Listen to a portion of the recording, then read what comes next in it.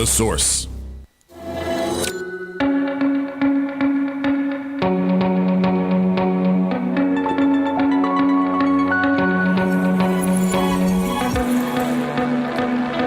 All right, 21 minutes after 11 o'clock. Thank you for tuning in. We had a guy on one time from a travel agency, and he was talking to us about what to expect if we were to travel to Japan.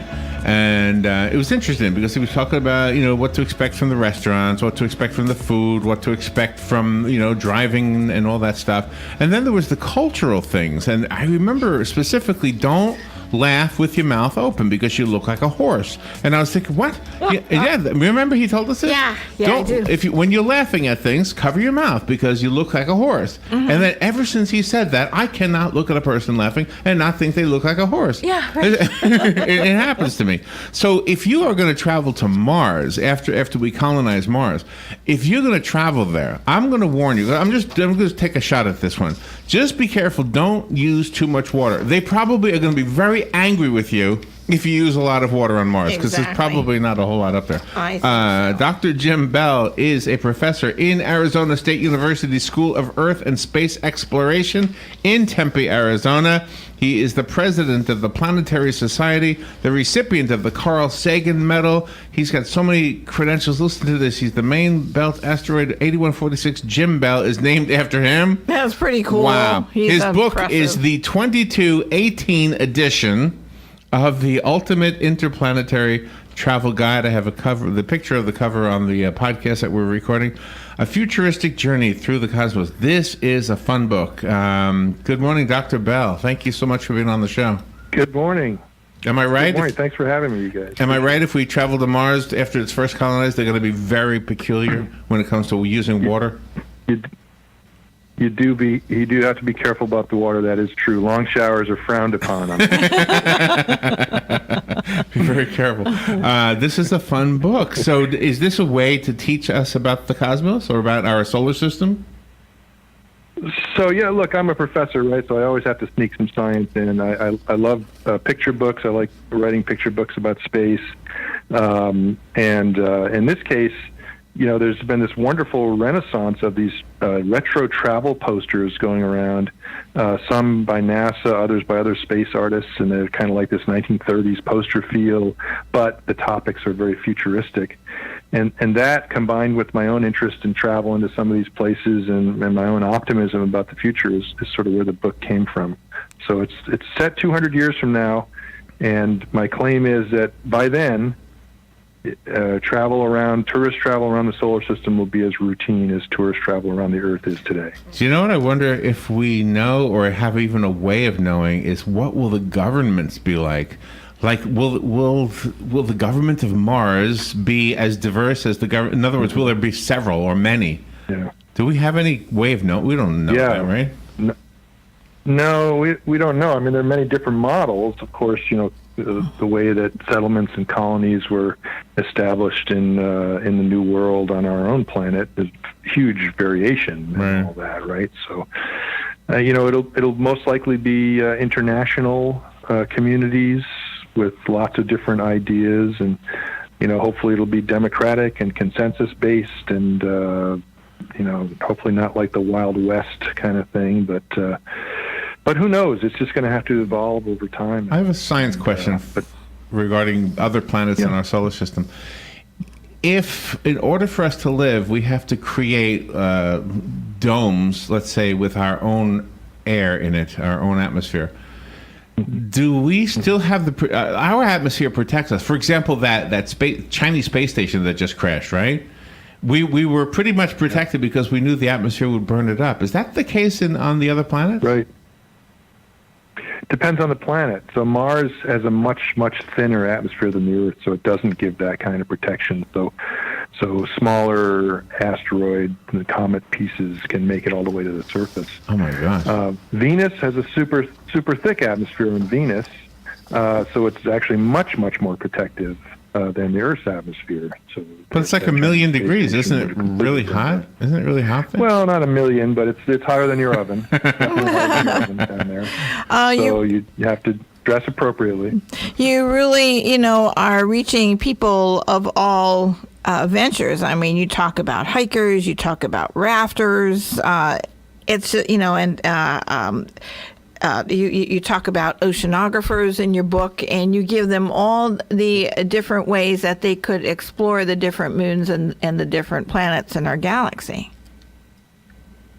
Yeah, I mean, we know so much about these places, even though, astronauts have not gone past the moon, right? A dozen astronauts went to the moon in the late 60s and early 70s.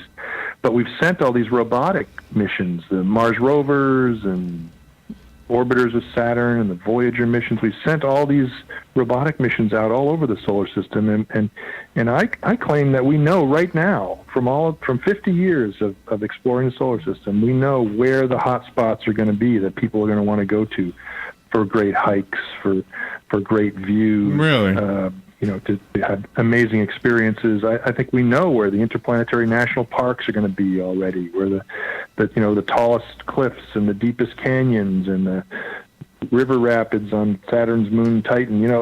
We know all about these things now, and they're going to be really exciting tourist destinations. Oh my gosh, this is so cool. I love that. It really sounds very fun. So you said Titan, the moon of Saturn. Is that part of this too that we don't often think about? Are the moons of the other planets maybe more likely to be destinations than the planets themselves? In some cases, absolutely. I mean, you can't walk on Saturn. There's no solid surface. It's all clouds. But you can walk around on Titan, the large moon of Saturn. And, we call them moons, but Titan is larger than the planet Mercury. It's really a planet. It just happens to be orbiting Saturn. And, I'm one of these, lumpers instead of splitters. And so I think the solar system has like 50 planets or so that we know about, okay, including our own moon. I call that a planet too. But yeah, so absolutely we'll be able to go to places like that. And, just like if you wanted to climb Mount Everest, you need special training, you need special equipment to go up there and do that. If you want to be a scuba diver, you need special training, you need special equipment to go do that. You want to go visit Saturn, moon Titan, and go on river rafting down a river made out of propane, you're going to need some special equipment and some special training to do that. But it's not really going to be any more difficult than learning how to climb the tallest mountain or go to the bottom of the ocean or something like that. And from all the launches, the different companies that are launching today, you do say that there is a difference between those companies between colonization and tourism. Mm-hmm. Yeah, SpaceX, for example, is people think of it as a rocket company, but it's their mission statement is to make humanity a multi-planet species. That's what they exist to do. And Elon Musk wants to send, hundreds of thousands of people to Mars. Some will go on a one-way trip to establish a colony. Others will be tourists and come back. And there's other companies out there that are offering, suborbital tourist flights starting in the near future, or high-altitude balloon tourist flights, or and eventually there'll be, I think it's really easy to imagine, there'll be, hotels in low Earth orbit. Wow. Today, you can be a tourist and go into low Earth orbit. You can take a ride on a Russian rocket to go to this International Space Station. You have to pay $20 million to do it. Oh, man. It's out of our... Nobody can do it, right? Very few people can do that. Yeah, I think so, yeah. We're in the same situation as the airline industry 100 years ago, right? 100 years ago, you had to be a rich guy to fly an airplane, and they were really dangerous, and they were crashing all the time. And today, you got to be a rich guy to be a space tourist, but just like the airline industry took 100 years to change, become safer, become more routine, become more affordable, the space travel industry is on that same Thank God for trajectory. rich people. They are the trailblazers. 100 years. Yep. This is fun. I can see why you had fun putting this together and just imagining what things might be like. And how cool is it that an asteroid belt is named after you? Yeah, right. Dr. Jim Bell, the book is It's an honor. Yeah. The book is called The Ultimate Interplanetary Travel Guide. I have a copy. If you would like the one that was sent to me, you are welcome to it. I can only give away one. So if you call and I answer, that means it's yours. The rest of us have to go buy it. I did find it on Amazon. Do you have a website you want to recommend?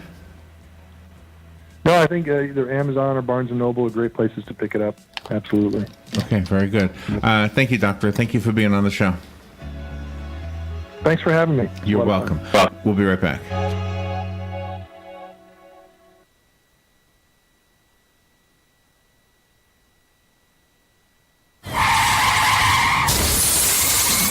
We all know that sound means there's going to be some need for collision repair work, and soon. What you may not know is that it's your choice where to have that collision work done, not the other guy's insurance company. Because your vehicle is much more than just transportation. It's like a family member.